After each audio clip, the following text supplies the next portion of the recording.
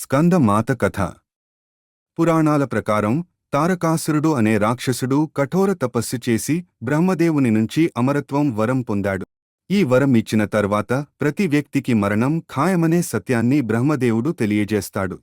దీనికి బ్రహ్మదేవుడు అంగీకరిస్తాడు. తారకాసురుడు వరం పొందిన తర్వాత అహంకారంతో ప్రజలను హింసించడం ప్రారంభించాడు.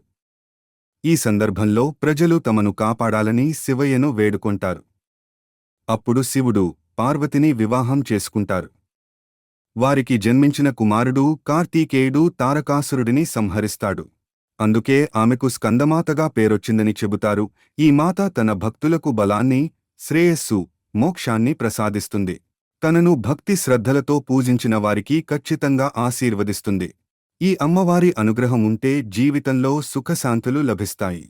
అందుకే స్కందమాతను ముక్తికి తల్లిగా చెబుతారు పండితులు.